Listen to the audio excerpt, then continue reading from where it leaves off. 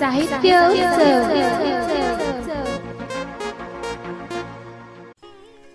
नमस्कार साहित्य उत्सव. मी अनुराधा. रात्रीचे 8 वाजत आहेत. वेळ झाली आहे आपल्या विशेष प्रसारणाची.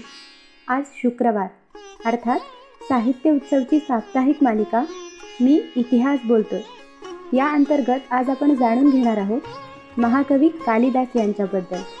चला तर मग ऐकूया निखिल भेंडे यांच्यासोबत मी इतिहास बोलतोय भाग 71. मी इतिहास बोलतोय. साहित्य उत्सव समूहावरील सर्व रसिक श्रोत्यांना माझा नमस्कार. तर आपल्या सदराअंतर्गत आज आपण जाणून घेऊया महाकवी कालिदास यांच्याबद्दल. आपण बघितलं होतं की द्वितीय चंद्रगुप्त म्हणजेच विक्रमादित्याच्या दरबारातील 9 दरबारी होते, नवरत्न दरबारी होते. त्यापैकी एक वराहमिहीर होते, ज्याबद्दल आपण माहिती घेतली आहेच. आज आणखी एक दरबारी महाकवी कालिदास यांच्याबद्दल माहिती घेऊया. वरील नावातच दिसून येते, तसेच आपल्या सर्वांना माहितीच आहे की कालिदास हे एक उत्कृष्ट दर्जाचे अद्वितीय असे कवी होते. अद्वितीय म्हणजे त्याच्यासारखा दुसरा होणे नाही असे कवी होते. कालिदास यांच्या जन्माबद्दल जसं की आपल्या इतिहासामधील बऱ्याच व्यक्तींबद्दल आहे मतभेद आहेत, तसेच मतभेद कालिदासांबद्दल सुद्धा आहे. एकंदरीत कालिदासांचा जीवनकाल हा इसवी सन पूर्व 2ऱ्या शतकापासून ते इसवी सनाच्या 6व्या शतकापर्यंत समजला जातो. त्यांचे एक नाटक आहे मालविका अग्निमित्र, ज्यामध्ये त्याचा नाटकाचा जो नायक आहे अग्निमित्र हा शुंग राजा होता. त्याचा कालावधी इसवी सन पूर्व 148 ते 136 आहे. त्यामुळे असे मानले जाते की तो इसवी सन पूर्व 2ऱ्या शतकातील कालिदास हे होते. तर हर्षचरित लिहिणारा बाणभट्ट याने कालिदासाची स्तुती केली आहे. त्यामुळे कालिदासाचा कालावधी हा इसवी सनाच्या 4थ्या 5व्या 6व्या शतकातही असू शकतो. याशिवाय वर म्हटल्याप्रमाणे विक्रमादित्य चंद्रगुप्त द्वितीयचा नवरत्न दरबारी असल्यामुळे तो देखील एक कालखंड मानला जातो. परंतु येथे हे समजावे, कारण इतिहास लिहिताना आवश्यक नाही की आपण त्या घटनेच्या समकालीन असले पाहिजे.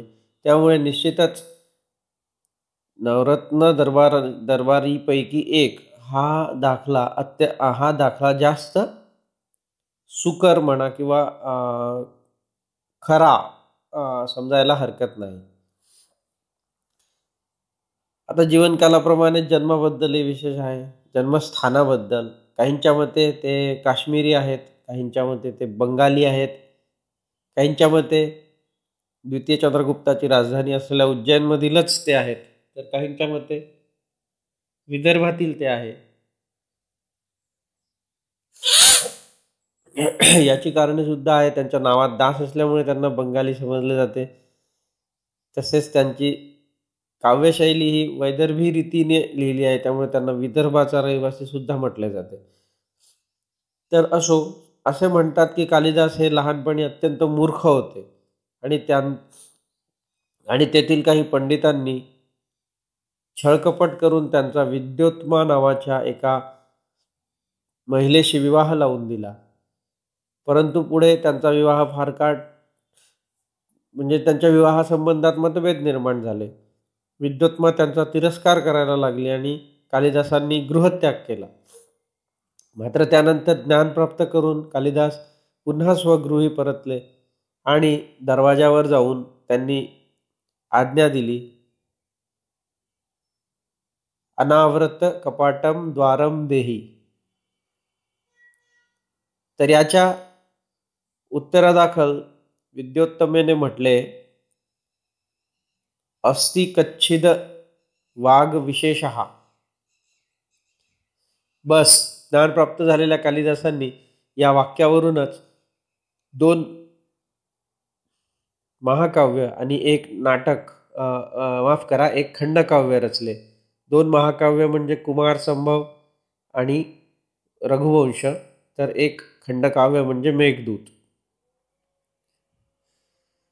तर कालिदासांच्या जवळजवळ 41 रचना आहेत असे म्हटले जाते, परंतु त्यांच्या 7 रचना या सर्व मान्य आहेत आणि त्या सर्वांना, जवळपास सर्वांनाच माहिती आहे. त्यापैकी कुमार संभव आणि रघुवंश हे महाकाव्य आहेत. रघुवंश यामध्ये त्यांनी रघुवंशातील राजांबद्दल अप्रतिम वर्णन केलेले आहेत.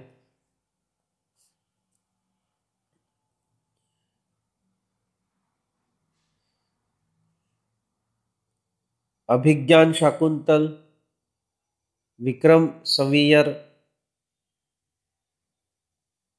ही त्यांची नाटके आहेत. तर मेघदूत आणि ऋतुसंहार हे खंडकाव्य आहेत.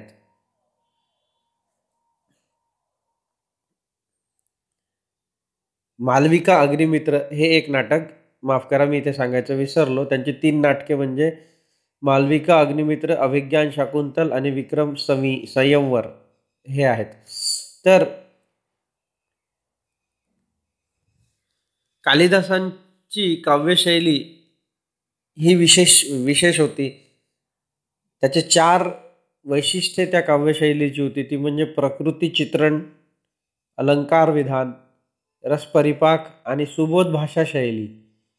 त्यामुळे ते विशेष प्रसिद्ध झाले. प्रकृती चित्रण, निसर्गावर अत्यंतिक प्रेम असलेले कालिदास हे त्यांच्या चरित्रात, हे त्यांच्या साहित्यातून सुद्धा दिसतात.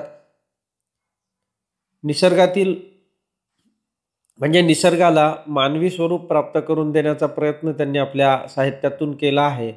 जसे की अभिज्ञान शाकुंतलमध्ये शकुंतलेच्या वियोगामुळे हरिण, मोर, झाडे झुडपे यांच्यावर सुद्धा परिणाम होतो. हरिण गवत खाणे सोडून देतात, मोर नृत्य करणे सोडून देतात, तसेच वेली सुद्धा आपली पिवळी पाने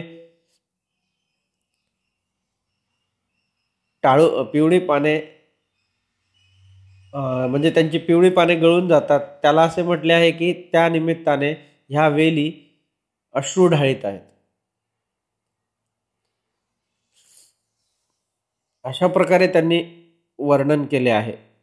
रसपरिपाकमध्ये त्यांनी विशेषतः सर्वच रसांच्या वर्णनामध्ये त्यांना महारत आहे, परंतु त्यांनी विशेष करून वीररस, करुण रस आणि शृंगार रस यांचा उपयोग केला आहे.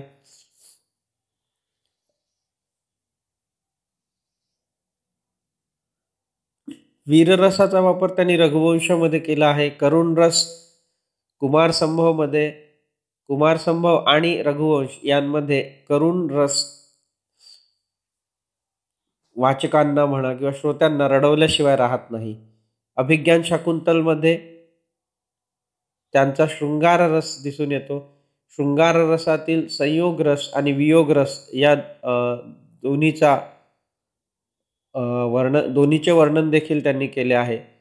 कुमार संभवमध्ये संयोग रसाचे तर मेघदूतमध्ये वियोग रसाचे आत्यंतिक असे वर्णन त्यांनी केले आहे. अलंकार विधान, अनेक अलंकाराचा वापर त्यांनी केला आहे. विशेष करून उपमा, उत्प्रेक्षा, अनुप्रास, अर्थांतर आणि रूपक या अलंकारांचा वापर त्यांनी केला आहे. उपमा हा त्यांचा सर्वात प्रिय असा अलंकार आहे. त्यांच्या साहित्यकृतीवरून दिसून येते, कारण अनेक अशा उत्कृष्ट अशा उपमा त्यांनी आपल्या साहित्यातून दिल्या आहे.